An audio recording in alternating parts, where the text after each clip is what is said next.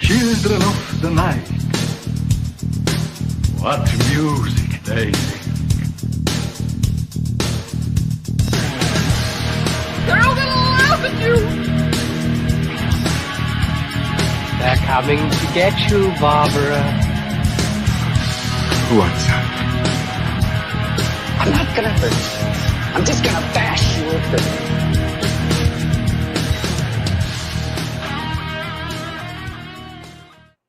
The Final Guys podcast has started. You were warned, and you should have left, but you didn't, and now you're stuck with us. Lucky for you, Jason and I don't have to deal with Hunter Shea tonight. We got our boy Timmy Meyer here.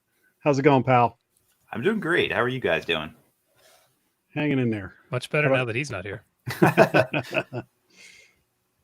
It's just we could talk about Marvel movies and not have a crabby old man if we want. We should just do that for the hell of it. Yeah, let's do it. I love Spider-Man. I don't get it.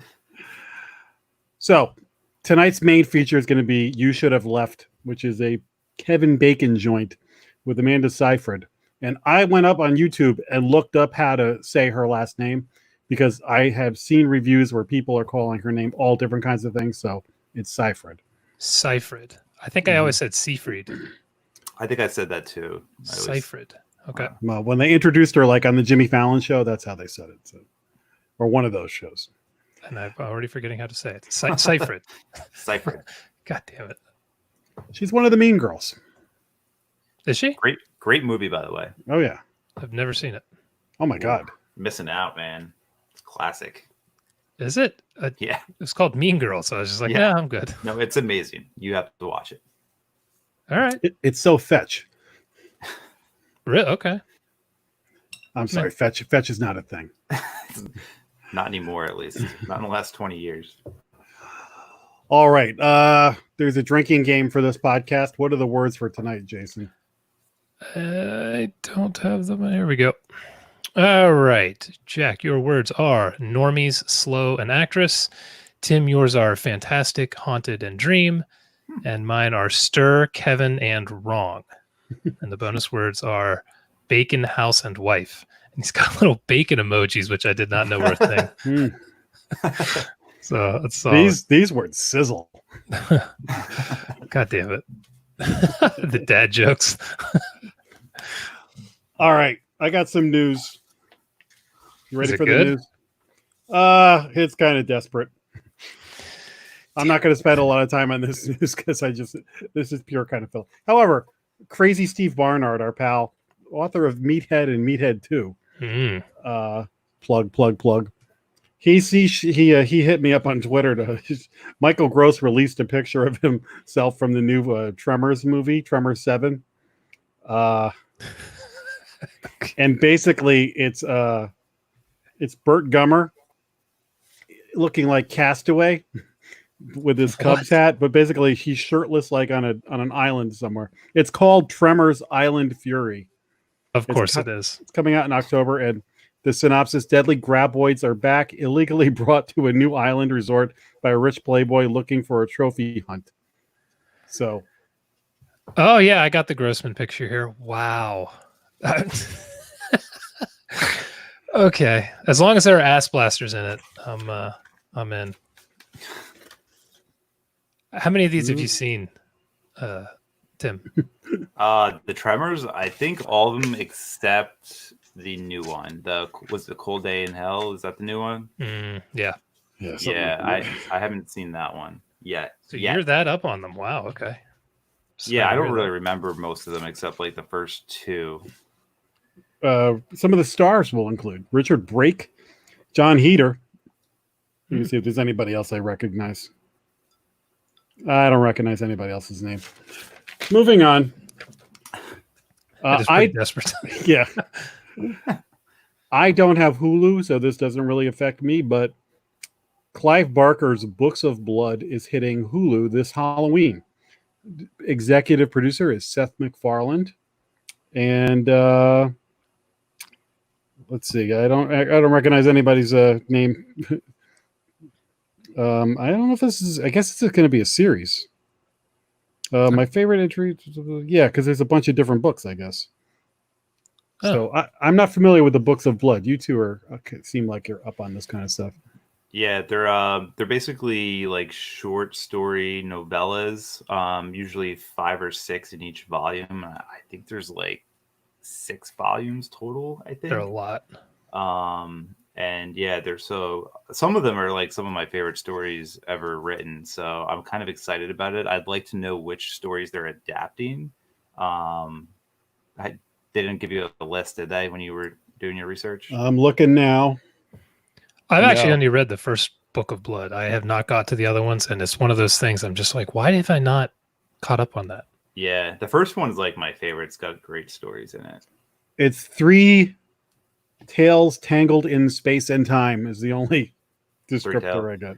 Yeah, so I don't know. Hopefully we get some good adaptations. Did any movies come out of this, like Rawhead Rex or anything like that? Midnight Meat Train. Midnight Meat Train was one. I think they actually made a movie called Book of Blood, but it was... Yeah, I never watched it, though. I've heard like not so great things about it. But yeah, I have seen that on some streaming service. I don't know if it was Prime or what, but trying to think.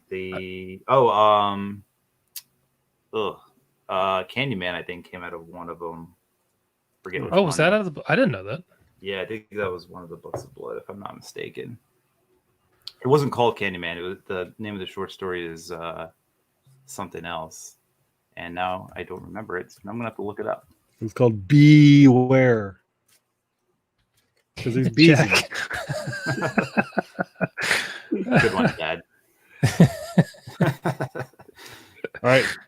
Last piece of news is for Jason, because he loves Helen Hunt. There is a Twister. There's a Twister reboot in the works at Universal. Really? Yes. Now I haven't looked at this since I printed it out. I don't think they're calling it a reboot, so I don't think we're going to see Helen Hunt in this, or any of the other stars. So many of the stars are now dead from this movie too. So, really, from Twister? Yeah, it wasn't Philip Seymour Hoffman in that movie. Oh, you're right. He was. I forgot about that. And Bill Paxton, right? God damn, you're right, man. I had never thought about that. Yeah, that's a Helen Hunt. Maybe she'll make a cameo or something like that. But so here's a quick story about Twister. My buddy Kevin, when I lived in Massachusetts, we used to go to this bar every all the time in Salem, Mass. And the night Twister came out, or around when it came out, there was a party and there was Twister. So me and a couple of my buddies were like, "Oh, we're going to go see Twister." And he decided to go to the party instead of going to see Twister because he knew this girl was going to be there and he wanted to talk to. Well, as one of his groomsmen in his wedding years later, I gave my toast saying, "So I went and saw a crappy movie, Twister. He went to a party and met his wife. I think Kevin made the right call on this one." So nice. That's a solid toast. But stupid Twister. I don't understand why of all movies you would remake Twister. Because they could do better special effects. I don't know. It's not like there's some crazy story people need to see. Can't you just make another tornado movie? Because I think if you call it Twister, more people will watch it than if you call it Tornado. I guess. I would think you should, if you added something like flying sharks in it, it might be more interesting. Definitely. I'd watch that. That's $1 million idea. I wonder if you could get some cokeheads from previous big movies and get them in it. I think somebody from 90210 would be good to lead that kind of thing. Absolutely. Maybe Jason Priestley. I don't know. I'll have to look back at the cast. All right, that's all I got. There's other stuff here, but it ain't worth it. Okay. So with that, what do we do after this? Oh, we talk about what we watched this week. So talk about movies. Roll the thing.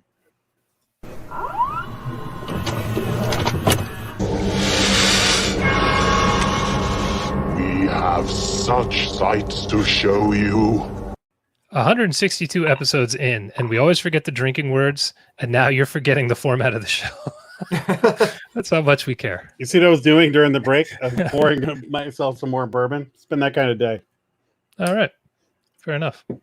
Listen, we have to acknowledge that last week we had a rollicking good time with the crew from One Bedroom, which was maybe the most fun I've had podcasting in my life. They were so funny. Naomi Grossman is a delight. Yeah. So It was killer.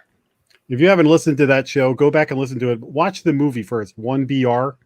Good flick. Or if you don't care about spoilers, listen. That show goes close to 2 hours. It was hilarious. Yeah. I was dying by the end. I had to go to the bathroom so badly. And it makes me want to watch the movie Cats, but stoned. That's true. Probably that's the a good only way you conversation. can watch that movie. Yes. It's going to be a while till I can bring myself to watch it. I just No desire. I can't At do all. it.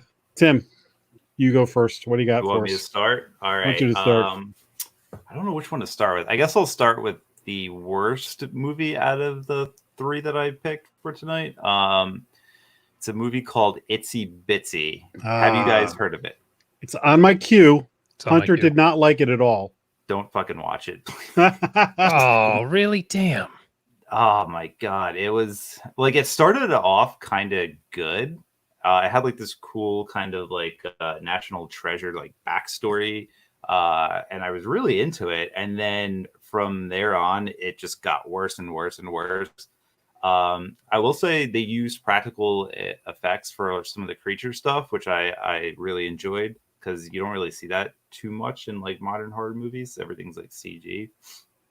So I don't know. I did enjoy that, but like as far as the story, it was so slow and so boring, and I think I fell asleep probably about 3 times throughout it. Damn. Yeah. Damn. So I can't say I recommend it. So I've been looking forward to that one. That sucks. I know it looked cool. Like the trailer looks great. Like if you Yes. just watch the trailer and like, hey, this looks like a decent horror flick that I can rent on Prime or watch on Prime for free. When I saw the trailer, I suggested it as a featured movie, and something else came up that we bumped it and never got back to it. And then Hunter's reaction was almost the same to yours. He was like, it was really boring until the end. Yeah. And at that point, you just don't give a shit. How do you make a spider movie boring? That just surprises me. It had like a weird story of so basically the it starts off like I said with some national treasure, like these people are digging in this Egyptian cave, and then it cuts to a mother and a child going to the grandfather's house, and then it all takes place at the grandfather's house, and he's a collection of these Egyptian artifacts. And basically the spider god that was in one of these artifacts gets loose in the house and just terrorizes them. But like the spider gets out, but you don't really see it throughout the film until like the last act. So it was kind of just like a bunch of like really badly written family drama, like interlaced throughout the whole thing. So it wasn't good. I'm going to end up watching this at some point just because I have to see the spider parts. Yeah, the spider parts were cool. Maybe this will be like a folding laundry on a Saturday morning kind of movie instead of a Friday night prime time real estate spot. Yeah, you don't need to invest a lot of brain power in it. That's for sure. Damn it. I was really hoping that I'd like it because... Sorry to ruin your hopes and dreams. No, you have saved us. Yeah. When Hunter says don't watch something, I always watch it anyway because the shit he decides he doesn't like makes no sense. But damn it. 2 people now? That sucks. I know. All right. And it's me. And you know me. I usually like everything. You like everything. Yeah, if you don't like it, it's definitely not going to appeal to me. What do you got? Here we go. Yeah. All right. I watched Wrong Turn 5. Here we go. Yes. In case you were excited for this. These have basically gone full Saw movie. Wait, which one is that? All 5 of them, baby.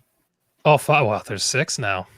Well, I only got 5. It was $5 for the entire set, so I couldn't pass that up. Yeah, I got it on Amazon super cheap used. So I'm watching these. So 5 is called Bloodlines, but I don't really know why. And see if you can follow this. So the first 3 movies, this is like the Star Wars of the horror genre. All right. The first 3 movies were in sequential order, I guess.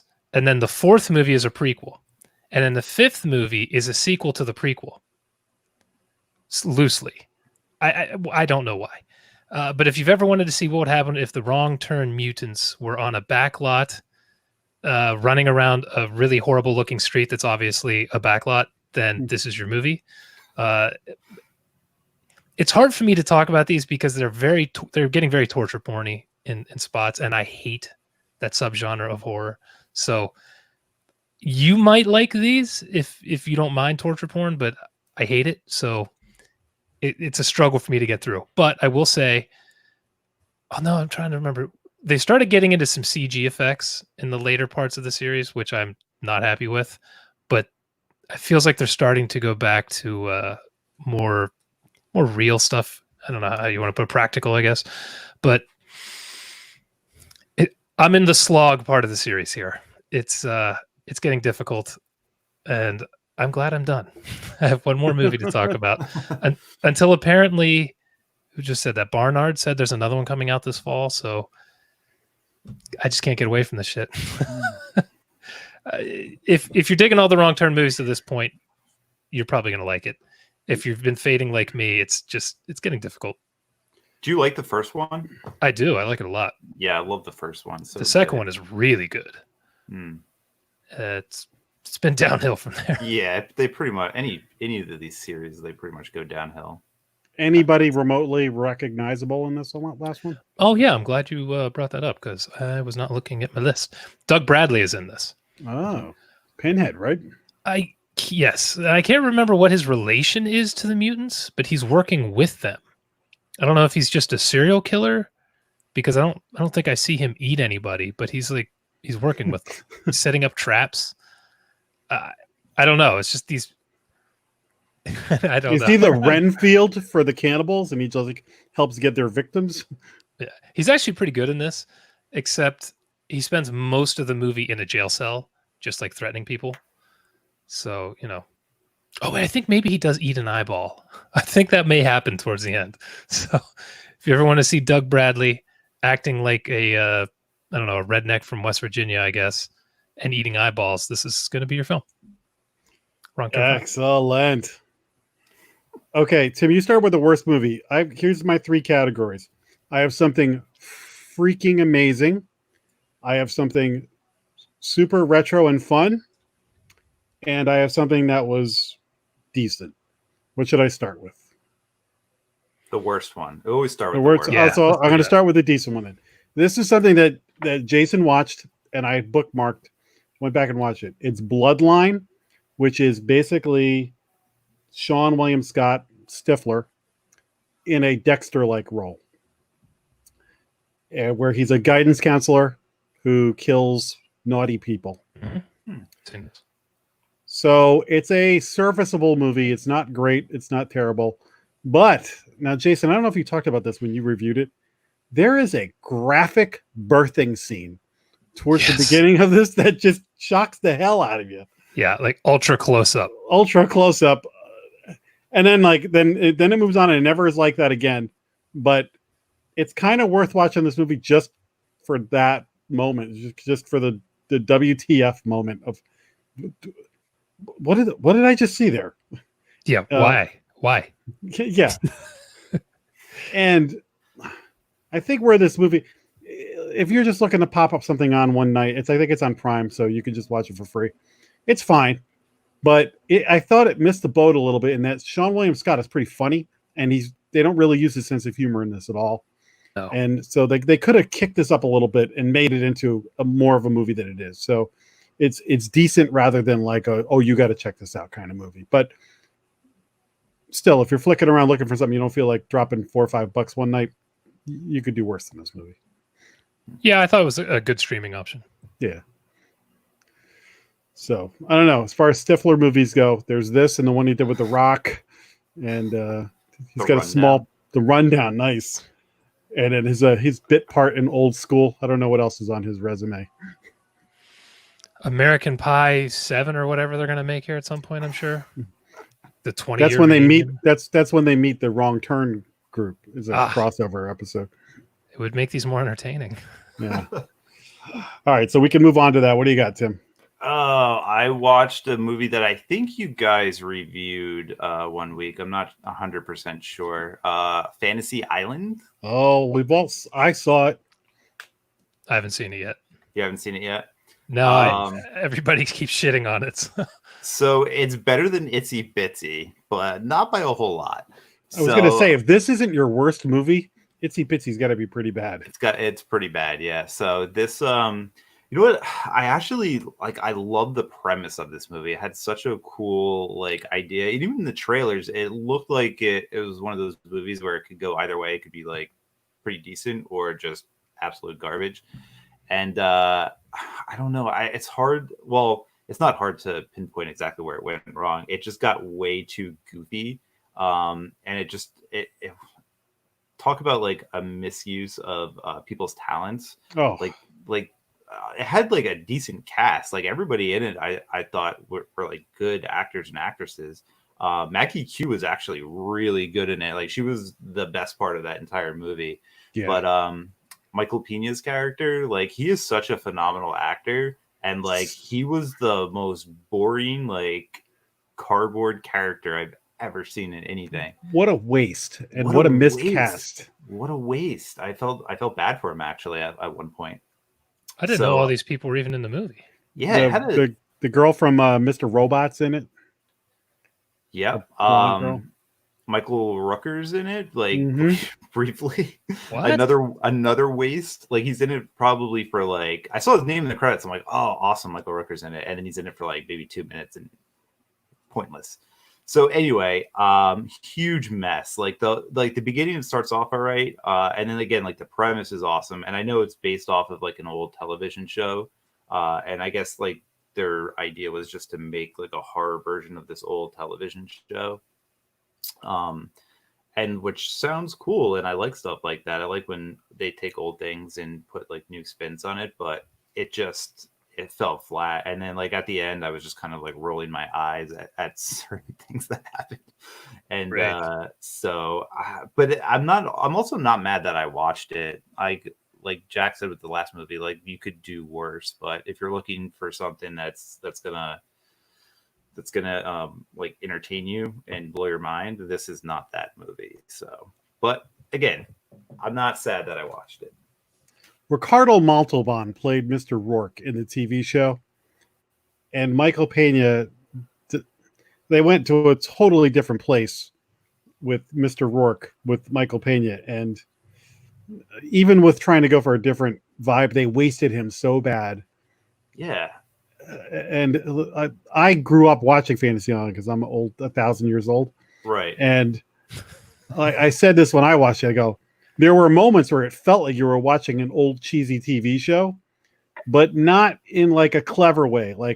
If they 21 Jump Street did this and made it a little funny, this could have been tremendous. And that's where Michael Pena could have been great. I think they try to go too heavy on the horror aspect at certain points when you're right. They could have gone full out comedy horror, and it would have been a lot better, more slapsticky than tried to be serious horror, and then throw some jokes in there that were just eye rolling, and then mix that with just the shitty writing that movie had. It just wasn't good. Yeah. But like I said, I mean, I've watched worse movies. I watched Itsy Bitsy, so yeah. You're betting 1,000 right now, kid. Next movie is going to be a good one. I'm excited to talk about my next movie. So excellent. You're ruining all the movies on my to watch list over the next. Sorry, buddy. Weeks. I apologize. God damn it. That's all right. Everybody else said the movie wasn't good either, so it's the only reason I haven't watched it yet. It just don't pay to see it. Do not pay to see it. Wait till it hits Prime or something, or Netflix, because it will. Okay. Well, that's probably a good idea then, because I've been busy watching the amazing Wrong Turn series, which I concluded with Wrong Turn 6, Last Resort.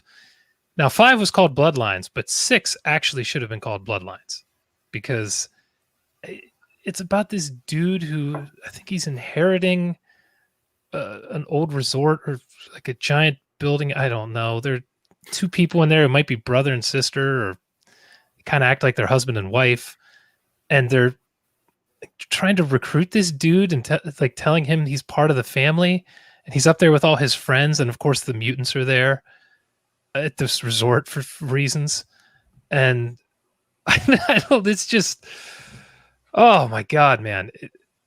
This series. This one actually was, I think, a little better than the previous ones. There's a lot of nudity, so there's that.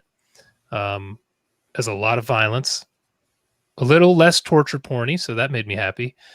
But there is a character turn in this that is so preposterous. I was watching this like, who the hell wrote this? What does this have to do with Wrong Turn? It feels like what they were doing with Hellraiser, where they had a script that they couldn't quite get made, but they had to make another Wrong Turn movie so they wouldn't lose the rights. So they just kind of melded the ideas together. That's 100% what it felt like. And I don't know, man. At times I'm watching this like, how did you shoot this way? Like, why am I seeing surgical scars on this woman's breast implants? Like, can't you just move the camera a couple inches over? Like, what, there's like this altar with stirrups on it where they try to impregnate people to make more mutants. All right. It's one of those. It's one of those movies where I'm just watching it like, who did anybody make their money back on this? Is this a tax shelter film? Like, was this made in Romania? It feels Eastern European to me. So the series is better than most of the ones I've watched. I will give it that. It had 2 good movies in it, which is better than most of these series. But the sad thing was, the reason I never watched these is because I thought they were going to turn into what they did, which was just torture films. And that's what I had to slog through 2 of the last 3. I hope that when you're doing this, that like in your other time, you're watching like some good mainstream stuff that you wouldn't talk about on the show, just to make sure your palate is cleansed of this stuff. Yes. So what I've been doing is I watch one of these and then I try to find a film I think is going to be good. And then I watch another one and then I try to, because otherwise I'm just going to blow my brains out one of these weeks. You guys will log in. I just won't be here. So now I just need to decide what I'm going to watch next. I was just going to ask you, what are you watching next? Have you done like Leprechaun yet? I have not done Leprechaun. Actually. Oh, guys. There's a lot of Leprechaun movies. I need me gold. And they're pretty terrible, which is awesome. I'm not certain Leprechaun is on my list. I had it at the bottom. You bastards. Move that. I told you, you can bank through the Omen. There's only like 4 or 5 of them. You could do. What about the sleepaway camps? He did those. I watched those. Yeah. So what I've watched so far is Friday the 13th, Nightmare on Elm Street, Halloween, Maniac Cop, House, Species, The Ring, Return of the Living Dead, Sleepaway Camp, Children of the Corn, and now Wrong Turn. Did you say The Howling? No. God, no, I have not said The Howling. Do The Howling. You have to do The Howling. It's also on my list. I've already seen Howling 7, which is the worst movie ever made. Right. So there's some real gems in there. Would you go back and watch like 1 and 2? Like if you've seen it a million times, would you go back and? Yeah, so I've gone back and watched each one of these because, first of all, if I'm going to be watching 7 Howling movies, I want to see at least one good one. So I will rewatch the first one. If you watch The Howlings, I will watch part 2 with you like the same week. That's the one with Christopher Lee, right? That sounds right. Your mother was a something like that. Because that's been on my to-do list. So when you get to The Howling, I will join you on The Howling too. I will also join you on The Howling too. You don't have to do that right now. Look at this recommendation. Those are great movies, though. I've only ever seen 3 of them, right? Yeah. Oh, the third one is whack. The third one's whack. I like the second one a lot. I think the second one's pretty good. All right, well, everyone in the chat, keep recommendations coming. We'll pick something at the end. How about all the Hannibal movies? Oh, I don't have those on my list. That's a good call. That is a good call. And the TV show. That's like 4. No TV shows. I have not had time for that shit. All right, you think about it. I'm going to throw out a movie that I bet both of you will love. And if not, then you need to watch it tomorrow. All right. I revisited Ghoulies. Please tell me you've seen Ghoulies. I've seen it, but I haven't watched it. It's in like maybe 15, 20 years. I probably saw it in high school. Yeah. Exactly. I haven't seen it since I saw it. And it all comes flooding back to you as you're watching it. You're like, oh, that's right. They made this look like it was going to be like Gremlins and Puppet Master with all these wacky little creatures. But the majority of this movie is a crazy satanic priest guy played by Michael DeBar, who was like, he was in all kinds of stuff in the 80s. He also fronted the Power Station, the Bang a Gong and Some Like It Hot for Live Aid. Robert Palmer was the singer of that, and then he replaced Robert Palmer. So Michael DeBar, you would recognize him from so he's the first crazy satanic priest at the beginning. Then he's gone, and then his like, I don't know, nephew or grandson or descendant moves into this mansion in Hollywood or California. And then the forces of evil influence him to start delving into the satanicness of the place. And he gets into it, and there's a lot of green glowing eyes and mesmerizing people. And I don't remember this. So they finally raises the ghoulie things, and then they're just kind of hiding from people. His girlfriend, the poor thing, she's getting like manipulated and all this stuff. Finally, like towards the end of the movie, the third act, the ghoulies like attack some people, but there's a lot of them just like kind of showing up and like popping up on the dinner table and looking at somebody and then going back down, or popping up out of a fountain. There's a lot of novelty of like a puppet with like moisture on it to make it look more realistic. And then at the end there's the original satanic guy comes back, and then there's like satanic guy fighting and more green eyes and lots of cloaks and rain indoors and stuff like that. Oh, it's just, if you haven't seen it in a while, you know exactly what you're in for. But like I said, I haven't seen it. I don't even remember what year this movie is. I don't know if 1985. I probably haven't seen this since 1986.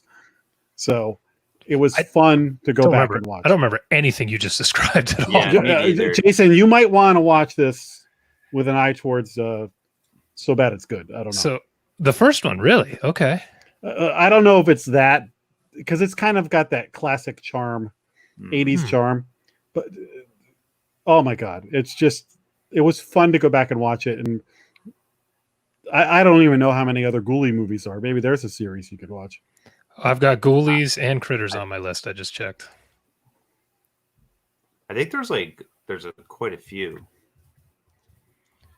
Let's see. At least 4. Yeah, I feel like I remember 3, but yeah, there might be more. Oh God, the recommendations in the chat are killing me. Apparently, there are 6 movies in the Japanese Ring series, in the Ringu. Yeah. Jeez. 6? Ha. Fuck. Amityville would crush you. I don't have the guts to start it yet. That's too hardcore. They're like 20. How many Ghoulie movies are there? I will look that up. I found 4. You could bang that out in a weekend. Yeah, that's what I need to do. Watch 4 Ghoulies movies back to back. Or Puppet Master. That might be a good one. Yeah, Puppet Master would be a good one. You know, I watched all of those probably 10 years ago, and all right, Puppet Master. We watched the Barbara Crampton one like a year ago. Yeah, and that's true. We did. Yeah, that was a good one too. There are like 10 of those. Yeah, there's a lot of them. God, every week I add like 4 more series to my list. I'm never ever gonna finish this shit. So look, your homework is at some point get around to watching Ghoulies again and have some good green-eyed satanic priest fun. A lot of 80s hair, 80s sunglasses guy, like indoors at night. A lot of great 80s hair in this movie. Have you ever heard of a movie called The Munchies? That came out like right after this, didn't it? Yeah, I think it's like literally the same kind of movie. Basically the same premise as you described. But yeah, I remember that one more. I remember like just specific scenes from that movie. And they're like, it's the same. I think it was all like the Gremlins rip-offs. Yeah, basically. They were just like pumping them out. So, but I remember that one more than I remember Munchies. Ghoulies. No, never seen that. I would love to ask Hunter, like, when's the last time he saw Ghoulies? Because with him, you never know. It could be like, oh yeah, I saw it once back, or he'd be like, oh no, we used to watch it every week for like 14 years. Like, Yeah. you never know with him. He's got some certain movies that just were his go-tos. So we'll have to ask him next week. So awesome. is it Lutsky? Is that how you pronounce Chad's name? Lutsky. Chad Lutsky, author extraordinaire, wants to buddy watch the Amityville series with me. Dude, you are killing me. A Blood Pact. Oh, let me see how many movies are in that, and then I'll figure it out. God damn it. I was just at my parents' house before this having dinner, and my sister and I were talking. There's like a little pantry thing we have, a storage room underneath our stairs. And I was telling my nephew, I was like, yeah, so this little area here, I said, there's a room just like this in Amityville Horror that was like the gateway to hell. So anytime my mother told me when I was a kid to go downstairs and like get, a 6-pack of soda from the room down there, I was like, oh, I wonder if we have a gateway of hell down here. We never really did. So I would totally paint that room red if I had one, though. Totally should have. All right, Timmy, you're up. You better have something good, man. All right, I have a pretty good one. I don't know if you guys have seen or heard of this movie. It's called Coherence. I have. That's a good one. It's kind of the time travel. Kind of. It's such a weird movie. It came out in 2013. I have a soft spot in my heart for like really super low budget movies. And I mean, this one isn't super low budget. It looks like the budget was $50K. But as far as movies go, that's still, yeah, $50K. And they're like books with a budget bigger than that. Yeah. So I mean, in the grand scheme of movies, it's pretty low budget, but fairly simple premise. It's basically a group of friends. They are having a dinner party, and a comet is passing overhead. Which, I mean, we've seen that before in movies. There's always trouble. Yeah, so like the lights go out, whatever crazy stuff starts happening. There's a power outage. They decide to venture out of their house and like check on their neighbors. And when they get to the house and they look through the window, their dinner party is happening in the other house, and they realize that it's the same house. And so like there's another version of them, and so they go to like the next house, and there's another version of them, and so like every house around them is like versions of themselves, and then they start kind of getting confused, like who is who, because some of them leave and then they come back, but they think they're one of the other versions that are out there, and it just becomes like this crazy mind fuck of a movie, and you don't know like who's who and who's part of what group, and they try to like do all these tests on each other to make sure they're part of the original group that was there. And there's a lot of twists and turns. I thought it was very cleverly done. The ending, I'm not a huge fan of. I'm obviously not going to say it because I think you should watch this movie. I think it's worth the. I think it's on Prime right now, so you could watch it if you have Prime for free. I think I bookmarked this movie because I must have seen the trailer because it's ringing a bell, but I don't think I saw it. Yeah, it's totally worth it. It's super short too. I think it's only like an hour it's an hour and a half. It's 89 minutes. I really enjoyed it. I thought it was pretty clever. Kind of reminded me a little bit of a movie that came out after it called The Invitation. I don't know if you guys have seen that. Yeah, we talked about that a couple weeks ago.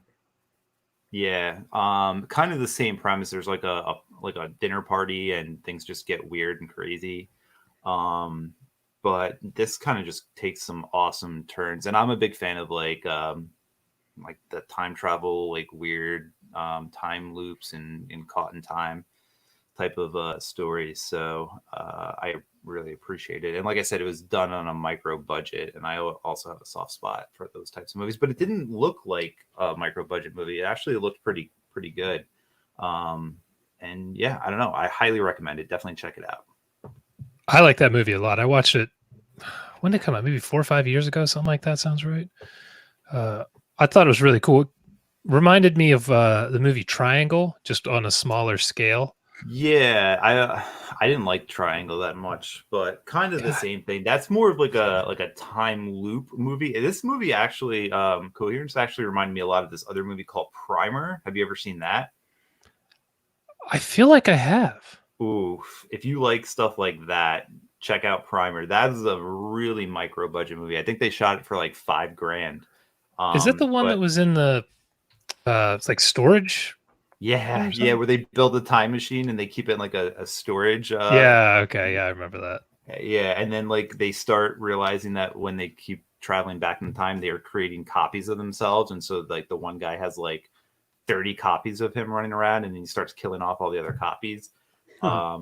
Yeah, Primer's a really good movie, and this kind of reminded me of that. Like Primer's very like it's very technical, and it has a lot of like technical jargon in it, which is kind of confusing. But this is more fun and more just it's not meant to be as serious as Primer was, but it's still the same concept. Multiples running around. Yeah, it's good stuff. I like that movie. Yeah. You said it was on Prime? I think it's on Prime or Netflix. It's on one of those. Yeah, I think I saw it on Prime. I got all the links in the show notes, so grab it. Okay. I watched Z on Shudder. I believe it's a Shudder exclusive, which is about, I think the kid was 7 or 8. It's about a family where the kid's just gets an imaginary friend one day, and the imaginary friend starts seeming real, and the mom is kind of trying to deal with her kid, talking to somebody and being weird as kids are, but then shit starts to go sideways, as they always do in imaginary friend stories.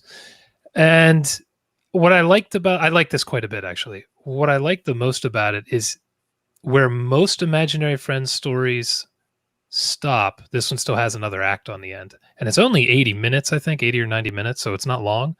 But it goes into a kind of a weird spot for the last 20 minutes or so.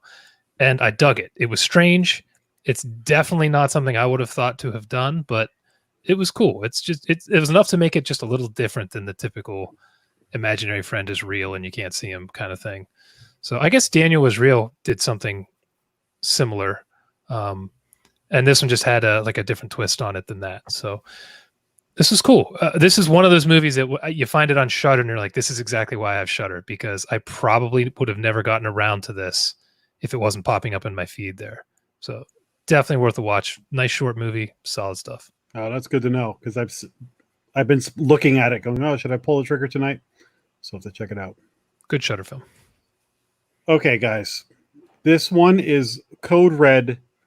If you have not seen what I'm about to talk about, it is one of the best things I've ever watched. Kingdom on Netflix is a series. It's Korean. It is described as a horror thriller period piece. I watched it dubbed. You could watch it subtitled. It's up to you, but it's like 6 episodes a season, I think. It takes place, it's shortly after the Japanese invasions of Korea, somewhere like between 1592 and 1598. So it's swords, but also muskets. So you're just on like the guns are not mainstream, but they're present. And everybody's in awesome, cool, like almost samurai-like outfits and things like that, and all cool hats. So that's saying it's like a combination of like Game of Thrones and old kung fu movies. Is like, it's not as cheesy as like the 70s kung fu Quentin Tarantino stuff, but there's a fun element and there's that awesome, fighting, the Asian sword fighting stuff and bow and arrow and all that kind of stuff. There's drama, like it's like Game of Thrones, but condensed. There's no waiting all season for somebody to get from this side of the world to that side of the world. And every episode has like some kind of tremendous zombie fight. These are zombies kind of like trained to Busan, but there's a twist on them. They're genuinely scary zombies. Amazing fight scenes. The drama between the people, the kingdoms, and the political stuff that's going on. The characters you're invested in. I heard about this because I think it was James Gunn mentioned it on Twitter, and then somebody else on a podcast I was listening to said it. So then I watched it, and it turns out other people I knew started popping up and were like, oh yeah, Kingdom. But there's a lot of people that don't know about it. Oh my God, I can't recommend it enough. I loved it. So I'd have you even heard of this thing? It's on my list. I just haven't started it because, it's another 2 seasons of a show. Yeah, it's I've quick, heard though. great things about it. I do want to watch it. There's It's going to on be the a list. third season, but I don't know with COVID how long it's going to take for it to come. But the first 2 seasons, I think they're 45 minutes each, and they're only like 6 episodes a season. So Okay. it's not a huge mountain to climb. Oh man, I loved it. It's so good. I'll have to check it out. Yeah, I just realized I linked to the wrong thing in the show notes, so I will fix that as well. You had one Okay. job. I was so excited when I like come across something like this. I'm like, oh man, nobody's talking about this. Go watch this. I've never heard anybody talk about it. It literally just popped up one day, and I thought, oh, I'll add it to my list, and I have not gone back to it. So I'm glad to hear it's actually good. Oh, I Yeah, love it. I've heard a few credible sources say that they really enjoyed it. So now All I right. guess I have to watch it. Excellent. Anybody got anything else? I got one more. Go for it. I watched. I thought it was going to be a movie, but it turned out to be a weird little 3-episode series that are like less than 20 minutes apiece. 2 of the 3 called Blood Machines. Oh yeah, I mean, meaning to watch that. Yeah, so this is another. I think it's an exclusive on Shudder. This is strange to talk about because the special effects are mind-bogglingly good. It almost had to have been made. The guy who wrote and directed it must be some kind of FX guy who was able to do this like in his garage or something. It almost reminds me of, remember when Kung Fury came out? Did you guys see that? Yeah, I think so. It was on YouTube. It had these crazy effects. It's just this dude like fighting robots and shit, and it just looked amazing. This is like that, but I want to say it even looks better. But the story, I have no goddamn clue what was happening in this. And it has my favorite thing in it of non-English, native English speakers speaking English in the film. When I'm like, I can't understand what, like, your inflection's all weird and shit. Like, I don't understand why they do that. I'm guessing this is probably some Eastern European thing too. I don't know. But I couldn't get over the effects. And Jack, you would love the 3rd episode. There are naked chicks everywhere. So put in my queue. yeah. The cool thing is you start up an episode and it says it's 20 minutes, but they're like 5 minutes of credits at the end. So you blast through these episodes very quickly. If I had to guess, it's probably 45 minutes of actual screen time you're watching. The end, I don't know what happened. I have no concept, but it looked great. So if you've got 45 minutes and you want to watch something, and this is the kind of thing I watch, I'm like, man, you can do anything. Like if you really try to be able to make effects like this with no budget, it's incredible. Maybe have a little help with the story or something so idiots like me can understand and follow it, but really, really neat to see what somebody was able to do. So you got 45 minutes, check out Blood Machines. And Jack, I'm sure you'll be watching it for sure. I'm all in. And that's all I got. I may just jump right to, what'd you say? Episode 3? Yeah, episode 3. Yeah, there's one woman who's naked throughout the series, and then it gets heavy in 3. If you're saying the story doesn't really matter, then, True.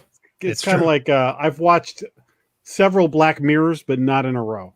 So I watched like season 3 before I watched anything else. So Yeah, doesn't matter. Love that show. all right, we got to get to the main feature. Hit it. You like scary movies? Uh-huh. What's your favorite scary movie? I don't know. You have to have a favorite. What comes to mind? Okay, new release. You Should Have Left. I believe this is in theaters as well as, or drive-ins, as well as on video on demand. Blumhouse movie. Tim, did you watch it? Mm-hmm. Can you synopsize it? Oh for yeah, us? I watched it. Give us a little synopsis. Oh, I can. So it's a movie. It is a movie. It is a movie starring Kevin Bacon and what's that girl's name again? Amanda Seyfried. Fried seafood. Okay. Yes, Seyfried, yeah. Nailed it. Nice. Fried seafood. Fried seafood. All right. So basically, they are husband and wife, and they are. He is I forget what his job is. They never What's his say job? it in the Remind me. IMDb. They say he's like a screenwriter, but in the movie, they never say what he did. I think they said he was a rich banker when she Yeah. was telling the kid. Yes, that's right. Yeah, He was a banker, and she's a famous actress or up and coming actress. She's a actress. A actress. And so they basically decide to kind of get away and rent this house in, I think it's in England. Wales. And Wales. Well, yeah, Wales. And they basically go to this house, and like some strange stuff starts happening to them. Surprise, since it's like a haunted house movie. And there's some family drama. There's like some mystery surrounding Kevin Bacon's character that we can get into a little bit later. The biggest mystery is how did he land such a young, hot wife? Well, true. Must have been a very, very rich crazy. banker. Yeah. And so basically they kind of just have to hang. It's very much your typical haunted house movie, which is part of the problem I have with it.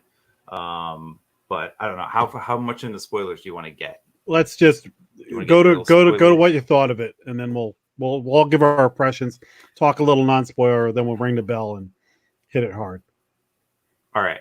So non-spoilery, I didn't care for it all that much, to be honest. I thought these are my favorite types of movies. It's haunted house stuff, which I love. And there's sequences in there that are very dreamlike, and you kind of can't differentiate between what's real and what's not real, which I love typically that stuff, but I feel like they kind of wasted it in this movie. And again, like the characters just make really bad decisions. And then like the second they hint at something, which we'll get into in spoilers, like I knew exactly what it was. And like I knew the entire movie. It was one of those movies where like by the end of the first act, I knew exactly how it was going to play out. And I didn't really even need to watch it. So yeah, not a huge fan of this movie. Jason Brant. I liked it. I didn't love it. Yeah, I also like these setups where strange things happen and you don't really understand like what the hook is going to be. Although I did kind of get it about halfway through. I had an idea of what it was, and that's what it was. But I don't know. I like the screenwriter and director David Koepp, I think is how you say his name. He's done some really good stuff. I think. Koepp. He did Stir of Echoes. Yes, exactly. So he and Kevin Bacon, I was really excited for this. Really, it was kind of some third act stuff that brought it down a little bit for me. I was digging it up until kind of the end. Not that I disliked the ending, but I was much more into it. I don't know. My wife did not care for it that much for reasons I'll go into in spoilers. So it was kind of interesting. It ended. I was like, oh, I like that. She was like, whatever. But I had fun with it. If maybe wouldn't pay $20 to check it out on Amazon, but what are you gonna do? Yeah. This movie did not float my boat. I thought not that Kevin Bacon and Amanda Seyfried didn't do a good job, but the whole time I just thought of them as Kevin Bacon and Amanda Seyfried, and I never got caught up in their characters. I thought it really took a long time to get going. And like you guys said, it was predictable. And it was kind of uninteresting in places. Like I kept going, all right, let's get going. And there would be like, oh, weird special effecty thing, but nothing that I hadn't seen before. And then when the third act came, I just kind of felt like I'd seen these were sort of recycled scenes from other movies going in. So I like exactly what we said, for a VOD, if this had just popped on Shudder and I was like looking for something to watch, we'd be like, all right, whatever that was. But for like a new release, they just kind of snuck this in and like a weekend where nothing was going on. Smart on their part. But it didn't really do much for me. That I didn't hate it, but it didn't float my boat. So yeah, I really don't want to say like some of the ideas I have until we get to spoilers, but yeah, one of the big things was, and this is what my wife said, I hadn't thought about it till she brought it up. It didn't seem like the stakes were high throughout the whole movie. Like it was just some weird little things happening, but nothing, major happened. Whereas, a lot of times you'll see like a dog gets killed or something, and like something is out killing people or whatever. And it didn't really have things like that. There wasn't a lot of build up until kind of the last act. Hey, you just said like, oh, there's a shadow on the wall. Ooh, yeah, the light went on. And a lot of dreaming, which I fucking hate in movies, because everything interesting that happens in a dream and it's not real. Like that shit drives me crazy. But I thought they did a little better than some of those where, it's like, well, was that real or wasn't, so it was at least a little more interesting, but there's a lot of dreaming in this movie. Like dreaming in dreams too, right? At the beginning. Yes, that ticked me off. The kid was dreaming, but then it was Kevin Bacon dreaming that the kid was dreaming. I'm like, okay. Oh, I was just thinking of something I forgot. It's in the trailer. There's a thing where he's like, the outside of the house is shorter than the inside of the house. Yeah. That doesn't happen till like way late in the movie. I thought the same thing when I saw it. I was like, what a waste of like a cool exactly scene. I thought that's what the movie was going to be, and I was excited because I think that's such a cool idea. Yeah. That the inside is completely different than the outside. That's a really neat premise, and it really didn't go anywhere. It gave me some like House of Leaves vibes for the trailer, which I was really excited about because that's like, have you ever read it or heard of it? House of Leaves? I've heard of it, but I haven't. It's kind of like that same concept where like, parts of the house, they don't match on the outside and the inside. Like they're all different measurements and just like hallways that go on forever and there's no end to them. And I kind of got that vibe from this movie, from the trailer. I was like, oh, this is awesome. Like, definitely something I want to see on the screen. And then like Jack said, it was like one part of the movie that was like 2 seconds long, and it really didn't even it didn't contribute anything to the overall story. It was just like a fact about the house, which is another problem I have with the whole movie, is that like nothing really mattered at the end of it. And the other thing is, so Kevin Bacon is that girl's father, but he felt like he was her stepfather. I thought the same thing. Yeah, my wife said the same thing. She's like, she actually thought that Amanda Seyfried, I don't know why I keep just call her Seafood wasn't even the mother. Like that's the impression she got from it. But like thinking back on it, they really didn't establish like the relationship all that well. Like you kind of never knew if they were like actually married, if they were just like. No, you never got a vibe off them as they were a real couple. Like when you watch Poltergeist, they seem like a married couple that love each other. Yeah.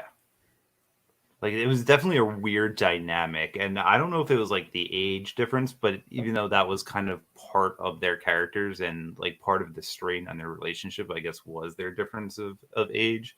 It still like didn't feel organic to me. And I don't know if it's just because they didn't pull it off as actors, or if it was just like the writing wasn't there. Like they didn't do a good job like developing that. But yeah, there was definitely some disconnect between them, whether it was their acting or the way the characters were written. Yeah, if you could have told me either one of them was the parent or was not the parent, and I would have believed you. Yeah. Like it didn't feel like either of them really gave a shit about the kid. And the kid was not all that memorable. Like it wasn't one of those kid performances like remember when after Dr. Sleep we were talking about the baseball player kid, and we're like, oh my god, what a performance. But I mean that was a shorter part, but you see some movies with kids and you're like, wow, that kid is amazing. This girl was just like, you're like, oh, it's Amanda Seyfried and Kevin Bacon and some kid. The kid, I don't know, it's just the whole relationship was a little weird, and it definitely lent to, plus you have a feeling something's going on with Amanda Seyfried the whole movie. So like you're not really concerned about her because she kind of seems villainous from the jump. Like some of their first interactions, it seems like she's maybe screwing with him a little bit or doesn't care that much. So you're just like, okay, I don't really like her, She's kind of a mean girl. Oh, okay. I got nothing for that. Well, I think we need to get into spoilers because there's something I need to say right off the bat. All right. So do it. With that, I don't think any of us are really recommending this movie to the non-spoiler crowd. I think when it streams, check it out. It's not. It's not terrible. It's just. It's not $20. Wait for streaming. We'll all say that. All right, spoiler bell. If you don't want spoilers, see you later. If you do want spoilers, in that dream within a dream within a dream within a dream at the beginning of the movie, you see the old man Stifler or whatever the hell his name was. I forget what it is. Something like that. We'll go with Stifler. That sounds right. The second that guy came on, I go, is that Kevin Bacon? Really? It took me a little longer. I mean, the second he said something, I go, is that Kevin Bacon? So the whole time I was just thinking it's Kevin Bacon. And then when it is revealed at the end, like when he's hitting him with the cane and stuff, I just thought that was flat. Yeah, I agree. And what did it matter that was him? It didn't matter at all. A lot of the things didn't matter in this movie, which is one of my gripes with it. And then Tim, what you said about you figured it out, was it the thing with the wife? Oh yeah, like honestly, so we were watching the trailer for it because Ash likes to watch trailers for everything before she watches it. And I don't, because a lot of trailers nowadays, especially now that they're like 3 minutes long, they basically give you the entire movie.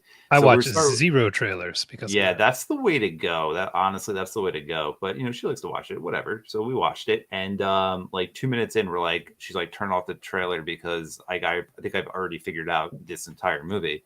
Because they basically tell you in the trailer, like, as soon as it's in the trailer, like, she starts telling the kid the story about the wife and how she died mysteriously, and they think like Kevin Bacon's character did it. I was like, he did that shit. Like, he was involved in it in some way, and you're not going to convince me that. So, like, I already knew from the trailer that he what's that movie with Harrison Ford and Michelle Pfeiffer? Yeah, I got that vibe too. What Lies Beneath? Yeah. I was thinking Shawshank. Wait, Shawshank, did you say? Yeah, with Tim Robbins, the whole movie. You're wondering, did he do it? Did he not do it? Yeah. But this, you knew right away he did that shit. Yeah, or he had some involved. I actually nailed it. Not gonna lie, nailed it down to T. Like, I was like, maybe he didn't do it like actively, but maybe he kind of just sat back and let it happen and didn't do anything, and like nailed it in the first act. Nailed it. Damn. Nailed it. Yeah. So I don't know. I do have a lot of issues though with this movie, and we've pretty much touched on all of them, especially the acting between them, the weird dynamic, the kid, and just things that just didn't make sense. And again, I love stuff that has like surreal moments in it where you can't tell, like Jason, like what you were saying, where you can't tell if it's a dream or if it's reality. I enjoy stuff like that. I like it when like the movies kind of mess with your mind and your perception of reality. But this one did it so poorly, and it like bunched everything together in like that third act. That third act is just like a mess. Like, I don't know, it was just weird. And I like David Koepp too. I think he's a really good writer. He's written both the first two Jurassic Park movies, which I love. And he did Secret Window, which is like an underrated gem, I think, like that of a a lot. movie. So like the guy's a good writer. I'm just surprised that it was so like like Hunter Shea has a secret window that you want no part of. Just trust me. Well, yeah, that I believe. Has blackout curtains over for a reason. So you know what I didn't think was well executed either was when they go into the sort of labyrinth of the house, and there's the long hallways, and like the daughter's in trouble and he can't find her, and that whole the house is stretching and all that stuff. I just found that tedious. I didn't think it was well executed. So every time it was happening, I was like, oh, come on. Okay. Like, and then the bathtub, none of that stuff. I wasn't buying any of it. I never thought it was all that well executed. So again, like the whole, like, if this was on Shudder and I just watched it one night, I'd be like, oh, that was all right. But for something that was like, yeah, this is out in theaters, and I was like, yeah, the Blumhouse kind of snuck this one by us. Yeah. I kind of thought like doing the house thing was its own interesting idea, and either should have been the movie, where the angles are wrong in the house. The size is different in this room, and you're kind of finding rooms that maybe shouldn't be there. Whatever. I think that's a really cool idea. I want to see that movie. Layering it in with the family stuff and with the maybe he killed his wife, maybe he didn't kind of thing. That to me is what did not work. Because I like the idea of this dude maybe killed his wife, and every time he goes out, people are recognizing him, and nobody trusts him. I like that movie. I'd like to see that, but have it be separate. To me, that idea is interesting when he's around people, not when he's by himself in a house. Then he's not having to deal with it. So, and I don't know the whole thing of him seeing himself in the house, the time jumping stuff, just seemed gimmicky. It did come off as a little gimmicky. See, I thought as well. I like stuff like that in a movie. It just, again, everything in that third act, I felt like it was just in a blender, and they just kind of, and then you got all these ideas kind of mixed up, and I would have liked to have seen them in separate films. Now, what about the part where he takes the daughter? It's cold out. It's night. They want to escape the house. They go down the American Wharf from London Road. They hear an animal. They get scared, and they go back in the house. They see a figure in the house, but they go back in the house. The whole thing with the animal noise and all that, I was like, what the hell is going on here? Like, kind of a rando. That was a weird noise. Was that like a demon dog or something? Like a devil dog? Whatever they called from hell? Like, I don't know. That was Hounds strange. of Baskerville. A hellhound? Yeah. A hellhound? Hellhound? Yeah, we'll go with that. Maybe. Yeah, I don't know. But I also like ideas where people are trying to get away from something and they just keep coming back to it, like a Blair Witch kind of thing. I always like that shit in movies, but it happened once and they just gave up. And to me, it's like, no, I'm trying that shit again. You know, like, it's cold. I'm not going in that house. I'm lighting a goddamn fire out here. Like, we're not. Yeah. And, you know, it kind of felt, I don't know. All the ideas were just, it was too much, I think. I think it was just the pacing was off too. Like you mentioned, everything was kind of jammed and put into a blender in that third act. And I feel like if they kind of spaced the stuff out, the second act was a little bit more structured. It definitely would have helped the movie. And I think like the other part is like, we didn't really care about those characters. Like, we didn't give a shit about their relationship. None of them were good people. And Amanda Seyfried is gone for the third act. Yeah, and she just gets kicked out and nothing happens with her again. And like, yeah, like I knew what she was trying to go for, like the kind of like super happy, you know, actress, like over the top.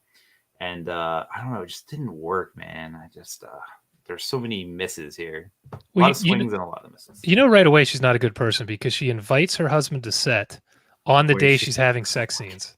Yeah. And she does not tell the guard to let him in. So he has to sit there. So you know right away she's not a good person. And then you find out he's got this shit hanging over his head. It's like, so you know he did it. So who am I rooting for here? The kid has nothing to do? The kid who has nothing to do with anything, yeah.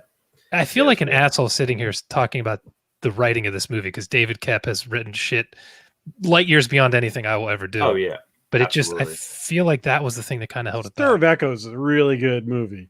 It is. And Jurassic Park is in another stratosphere. Yeah, he's written some great films. He actually just came out with a book too recently. Hunter read it, yeah. Yeah, it's like the first book he ever. I don't know if it's the first book he ever written, but the first one that he ever published. But yeah, he wrote Spider-Man, the 2002 Spider-Man. Jesus. Snake Eyes. I don't know if you have ever seen that. Nicolas Cage. Yeah. Ooh. Panic Room, which I think is kind of an underrated movie too. It's not bad. So yeah, he's written some. He's got a good resume. Stuff. Well, we'll give him a pass on this one then. But he also wrote the screenplay for the new Mummy movie. So maybe we'll put him in the penalty box. They can't all be winners, and who knows? Like that was like a big studio movie, and I'm always skeptical about like how much influence studios have. That Mummy movie has got studio hands all. So I don't know how much of that movie we can really blame him for, but as long as that Dr. Jekyll and Mr. Hyde scene was not his, I'll give him a pass. If that was his idea. Yeah. So we're only talking about negative stuff in this movie. It wasn't terrible. Like I didn't hate it anyway. He's a good filmmaker, and even like his worst ideas still come across as decent. Like it wasn't bad. Kevin Bacon does not phone it in, and neither does Amanda Seyfried. But like I said, the whole time I was watching it, I just thought I was watching those two actors. Yeah. I also wonder how like close to this, because this was adapted from a novella. And I never heard of the novella because I think it was I forget what country it's actually from. I want to say Germany, but I could be wrong. The writer, And I just wonder like how close it is to that source material, and if that had any, if like he just had issues adapting that story.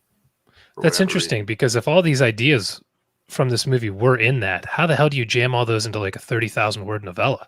Right. Yeah. You know, one of my drinking words, I think, is normies.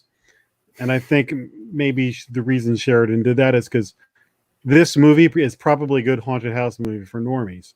Because their threshold or their expectations, they'd be like, oh, yeah, that was spooky. Then they don't think about it like we do for hours afterwards. Like, well, I didn't have a problem with this and that. They're just like, oh, yeah, it was kind of scary. I jumped. Kevin Bacon. I know the people like this comfort food. True. I want to mention too, Kevin Bacon is going to be 62 like in a day or two. Yeah, that dude moves around like he's 30. He looked good. Like he could still do Footloose dance. He was wrestling around with the kid, like going over the back of the couch and shit. I'm like, what the hell? This dude's old. He looks amazing. Keeps in shape. He does. He looks killer. And I don't know if you noticed, but Amanda Seyfried's really pretty. She's okay. I found out too. She's like 34, 35. I thought she was like way younger than that. So the cast is looking good. It's scary how long ago Mean Girls was, because you feel like that movie was just the other day. Yeah. Yeah, that movie that pumped out some pretty big actresses, right? Yeah. What's her face? Lizzie Kaplan was in that, right? Oh yeah. Yeah. But think about it. Lindsay Lohan was like the queen of the world when that came out. I know. And now like Rachel McAdams and Amanda Seyfried are like two of the biggest stars in the world. And Lizzie Kaplan's pretty big too. Lizzie Kaplan's awesome. I love her. Lizzie Kaplan. She should be in like every movie, really. She's in one of the little Marvel shorts, like when you buy like the Avengers Blu-ray, there's like a little Marvel short film, and it was about the after the Chitauri attack in New York, her and her boyfriend like steal one of the Chitauri guns and like rob a bank or something with it. It's kind of cool. That's awesome. I gotta check that out.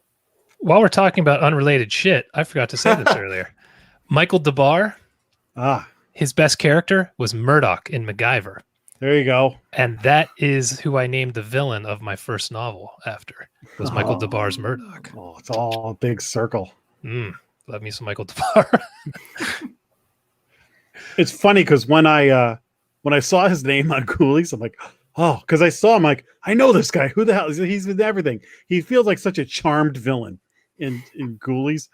So I look him up. I'm like, oh yeah, this guy was like a rock star. So I end up watching like the Live Aid clip of him singing "Bang a Gong," and my God, just I always loved him as a kid on MacGyver because he would show up once a season. He'd battle MacGyver. Do you guys remember Murdoch? He was like a spy. It's been so long since he would show up for one episode each season. He always wore masks and stuff, and his face was burned in the later seasons. MacGyver would somehow kill him. He'd throw him off a mountain or down an elevator shaft, and he would scream MacGyver the whole way down, and you think he's dead, and the next season he shows up somehow alive, even though he fell off a mountain. That's awesome. Yeah, it's so 80s sitcom, or not sitcom, 80s TV show, ridiculous. So you know how over the top this guy is. Oh yeah, he's glorious. Now imagine him with glowing green eyes and satanic power raising ghoulies to do his bidding. All right, sold. Here's what I'm going to do. Chad wants to do Amityville with me, which is insane. There's 16 movies. Oh, that's crazy. I'm going to need a couple weeks to see if I can get all 16 movies without paying a fortune, So I'm going to do Ghoulies first, and then I'll do Amityville with him and like starting in 2 weeks or so. Beautiful. This is going to be awful. Are the Ghoulies movies available like everywhere? That's a good question. I will find out. And, you may have just halted the Ghoulies train. Yeah, that may not happen. We'll see. Sometimes we don't choose our main feature till we have a chance to look at how much it's going to cost us. Because after a week like this, where we're like, I cannot spend $20 on a new release for something. It hurt a little bit. If I see it in the theater, at least I got the experience of going to the movies and watching it at home for $20. I'm like, fuck. It's a little brutal. But if you track down the Ghoulies movies and you can find them affordable, let me know because I might join you on that adventure. All right. Well, I'm on it. I'll send you some links if I find them. All right. We'll post whatever we're going to do next week on our Twitter and Facebook whenever we decide. But in the meantime, you're probably listening to this. Please share, like, and all the other stuff that supports us. Hope you enjoyed the show. Timmy, good to see you. Thanks for stopping by. Thanks for having me. What's your latest book that everybody should go buy? The latest book is actually a book that I co-wrote with some other author buddies of mine, Chuck Buda, Frank Edler, and Armand Rosamilia. It's called Beers and Fears Flight Night, which is a sequel to our first Beers and Fears book. Oh, nice. Yeah, so Beers and Fears is basically a brewery book tour that we go on every year. Couldn't go on it this year because of COVID, but we basically come out with like a new collection each year. We each write like a little 15, 20,000 word novella, and they're all kind of interconnected with each other. So it's basically takes place in a brewery, and they're all like little horror stories. Mine's about a shapeshifter that attacks a local brewery. So I would like to take a moment to say hi to Chuck Buda because I haven't seen him in quite a while. How you doing, pal? Yeah, no one's seen Chuck. I don't know what he's doing. Well, let's bring up this live stream. I forgot to mention this earlier. So I log in. I don't know. You guys are going for like 4 hours. Yeah, we did a live Beers and Fears. I log in at the very end just to see what's going on. Some people are smashed. Yeah, we're drunk. You guys see me commenting, and then you guys for like in like a 10-second period all like shit on me and stuff. We did. Yeah, you were like, God damn it, Jason, and I don't remember what Armand said. Called me an asshole or something. No, I think Chuck was being nice actually, and who else was in there with you? My brain is awful. Frank was obliterated, so who knows what he was. Frank just kept saying over and over again, Jason Brant is independently wealthy. Oh yeah, and I don't know what that means or why. Like he just kept saying it. I was like, okay. I do remember that, and you were like, "Oh, I just found out I'm independently wealthy." Yeah, he just kept saying that. I was like, okay, that was hysterical. Yeah, Frank's funny. He's a funny guy. He everything that comes out of his mouth is a joke. So I found it quite entertaining. Yeah. So good live stream. Nice job. Thanks. Excellent. All right. Anything else, or can we call this the show? I'm good. I'm good. All right, everybody. We'll see you next week. Later. Bye.